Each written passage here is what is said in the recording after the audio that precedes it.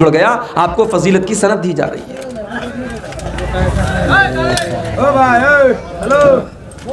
मदरसों और यूनिवर्सिटीज में डिग्री दी जाती है।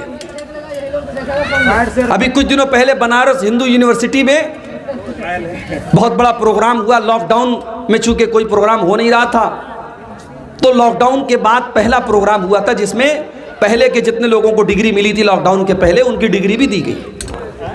उसमें मेरी डिग्री भी मुझे मिली, पीएचडी की डिग्री। तो उस प्रोग्राम को कहते हैं कॉन्वोकेशन का प्रोग्राम, जिसमें डिग्री बांटी जाती है। भाई अब ये सिलसिला तो पता नहीं कब तक चलता रहेगा। अब अल्लाह के वास्ते अब जो लोग आए उनको रोक दीजिए। अब ये 5-5 मिनट इस तरीके से जो है, अब जो लोग आएंगे हम उनको फिर सेट करने में वक्त दें तो बहुत मुश्किल हो जाएगा। तो डिग्री इन मदरसों और स्कूलों में डिग्री मिलती है कि साहब ये मदरसे से पढ़ के गए हैं, इनको डिग्री मिल रही है, स्कूल से पढ़ के गए इनको डिग्री मिल रही है। रमजान भी अपने आप में एक मदरसा है, एक स्कूल है, एक तरबियत गाह है। जब एक महीने का रमजान आप अच्छी तरीके से गुजार लेते हैं, अल्लाह कुरान करीम के दूसरे पारे में फरमाता है, या अय्युहल्लज़ीना आमनू कुतिबा अलैकुमुस्सियामु कमा कुतिबा अलल्लज़ीना मिन क़ब्लिकुम लअल्लकुम तत्तक़ून। ऐ ईमान वालो, तुम पर रोजे फर्ज करार दिए गए जिस तरीके से तुमसे पहले के लोगों पर फर्ज किए गए थे। ये मत समझना कि 12-14 घंटे भूखे रहने का हुक्म सिर्फ तुम्हें दिया गया है, तुमसे पहले की उम्मतों को भी रोजे का हुक्म दिया गया है। यह अलग बात है उन्होंने तरीका बदल डाला। हमारे गैर मुस्लिम भाइयों के यहाँ, हमारे बरादरान वतन भाइयों के यहाँ भी रोज़ा रखा जाता है, मगर उस रोज़े की हालत में वो अनाज नहीं खा सकते। कुछ ऐसा मसला है उनके यहाँ। कुछ ऐसे भी रोज़े रखे जाते हैं जहाँ आप खा तो सकते हैं लेकिन लिक्विड नहीं ले सकते, पानी नहीं ले सकते। लेकिन इस्लाम ने जो रोज़े का हुक्म दिया, उस रोज़े में आपके ऊपर बुनियादी तौर पर 3 चीज़ों को हराम करार दिया गया। कुछ खा नहीं सकते, कुछ पी नहीं सकते और बीवी के करीब नहीं जा सकते, बीवी से मुलाकात नहीं कर सकते। फरमाया कुतिबा अलैकुमुस्सियामु, तुम पर रोज़े फ़र्ज करार दिए गए जिस तरीके से तुमसे पहले के लोगों पर फ़र्ज करार दिए गए थे। लअल्लकुम तत्तक़ून, और ये रोज़े का हुक्म इसलिए दिया गया ताकि तुम मुत्तकी बन जाओ, तुम्हें तकवा की सर्टिफिकेट मिल जाए। 1 महीने का रोज़ा रखने के बाद तुम्हारे अंदर तकवा पैदा हो जाए, तुम मुत्तकी बन जाओ। रमज़ान हमें तकवा सिखाता है मेरे भाई। अप्रैल का महीना पड़ने वाला है, रमज़ान में जाहिर है सख्त गर्मी का मौसम रहता है। सुबह 4:30 बजे 4 बजे आपने सहरी खाई है, आपने जो भी खाया है, जो भी पिया है, सुबह 4 बजे आपने खाया पिया है। 12:30 बजे जोहर की अजान हो रही है, आपका हलक सूख करके कांटा हो चुका है और प्यास के मारे आपका बुरा हाल है। आप मस्जिद में आते हैं, वजू बनाने के लिए आपने अपने हाथों को धोया और हाथ धोने के बाद आपने कुल्ली करने के लिए अपने मुंह में पानी डाला।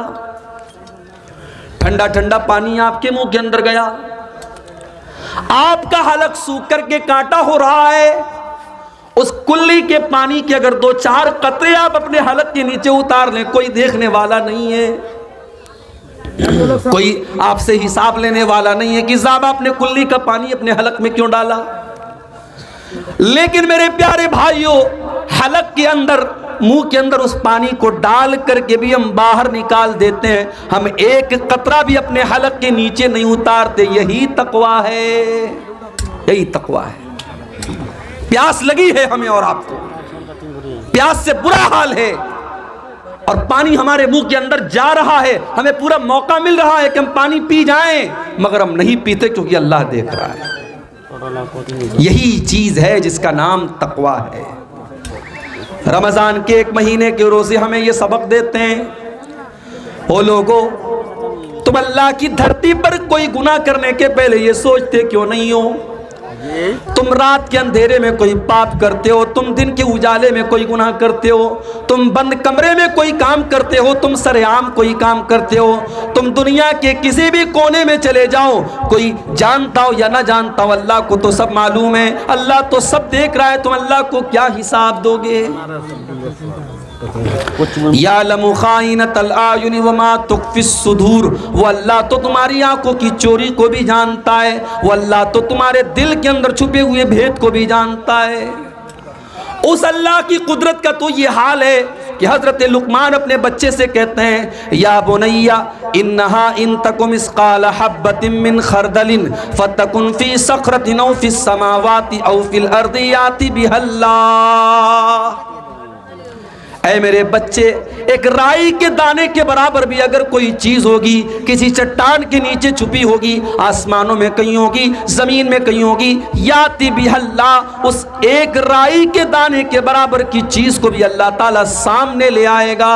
अल्लाह का इतना उसका इल्म ऐसा है, उसकी कुदरत ऐसी है।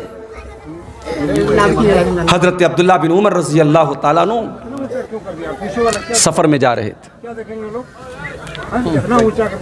अब्दुल्ला बिन उमर सफर में जा रहे थे। रास्ते में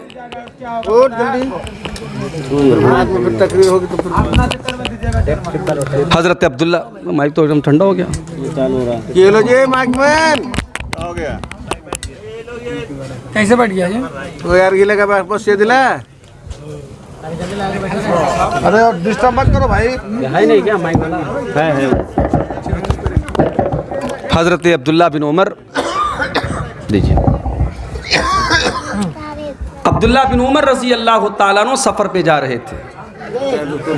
तकवा क्या है जरा इसको देखिए, इस वाक्य को देखिए आप। रमजान हमें और आपको तकवा सिखाता है मेरे भाई।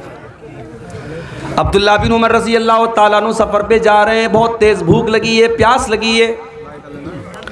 देखा कि एक चरवाहा अपनी बकरियों को लेके जा रहा है। लीजिए और एक दे रहा है। हाँ मत लगाइए, इस बार लिंक ले लीजिएगा, लिंक ले लीजिएगा और मत लगाइए, लिंक ले लीजिएगा आप लोग। अब आप गौर कीजिए, बकरा चरवाहा बकरियों को लेके जा रहा है। आप लोग इसको पीछे क्यों नहीं लगा दो? हाँ पीछे साइड। अब्दुल्ला बिन उमर रजी अल्लाह ताला अन्हु ने चरवाहा से कहा, इसको पीछे लगाना चाहिए तुम। भाई मैं मुसाफिर हूँ, बहुत तेज मुझे प्यास लगी है, अपनी एक बकरी का दूध मुझे तू करके दे दो, मैं तुमको कीमत दे देता हूँ। चरवाहा बोला कि माफ कीजिएगा, ये बकरियां मेरी नहीं है, मेरा काम सिर्फ चराना है, मुझे इसकी सर्विस दी गई है, मैं आपको बकरियों का दूध नहीं दे सकता क्योंकि ये मेरी मिल्कियत नहीं है। आज हम और आपको शिकायत होती है ना कि सरकारी ऑफिसों में लोग रिश्वत लेते हैं, क्यों लेते हैं? करप्शन क्यों है? भ्रष्टाचार क्यों है? बदनुमानी क्यों है? सबकी बुनियाद यही है मेरे प्यारे भाइयों, तकवा नहीं है, अल्लाह का डर नहीं है। वो चरवाहा, उसने कोई डिग्री हासिल नहीं की है, कोई पढ़ा लिखा इंसान नहीं है वो, मगर उसे पता है कि सही क्या है और गलत क्या है। उसने कहा माफ कीजिए, मैं इन बकरियों का दूध आपको नहीं पिला सकता, मुझे इसकी अथॉरिटी हासिल नहीं है। अब्दुल्ला बिन उमर ने देखा एक चरवाहे के अंदर इतना अल्लाह का डर कैसे पैदा हो गया। आपने ऑफर किया उसको आजमाने के लिए, उसके तकवा का इम्तिहान लेने के लिए आपने एक ऑफर किया। आपने कहा अच्छा एक काम करो, तुम एक बकरी मुझे दे दो, मैं बकरी का दूध भी दूलूंगा और ज़रूरत पड़ी तो मैं ज़बा करके उसका गोश्त भी खा जाऊंगा और तुमको मैं पैसा भी दे देता हूँ, कीमत भी दे देता हूँ। अब तुम्हारा मालिक अगर सवाल करे तो तुम कह देना कि रास्ते में भेड़िया आया था और एक बकरी को लेके चला गया, तुम्हारा मालिक भी खामोश हो जाएगा, तुम्हारा भी फ़ायदा मेरा भी फ़ायदा। ये ऑफर पेश किया अब्दुल्ला बिन उमर रजी अल्लाह ताला अन्हु ने। अब ज़रा रिवायत के अल्फाज सुनिएगा, इब्न कसीर अल-बिदाया व निहाया में और इब्न साद तबक़ात में इस वाक़े को नकल करते हैं कि वो चरवाहा अब्दुल्ला बिन उमर से कहता है कि ठीक है, बहुत अच्छा ऑफ़र आपने पेश किया। मुझे पैसे मिल गए, आपको बकरी मिल गई, मालिक को मैंने खामोश कर दिया, सारी बातें आपकी बिल्कुल सही हैं, मगर मुझे सिर्फ एक सवाल का जवाब दे दीजिए, फ़अैन अल्लाह। मालिक तो मेरा मुतमईन हो गया, आप भी खुश हो गए, मैं भी खुश हो गया, लेकिन अल्लाह ताला को मैं क्या जवाब दूंगा, मैं अल्लाह को क्या हिसाब दूंगा?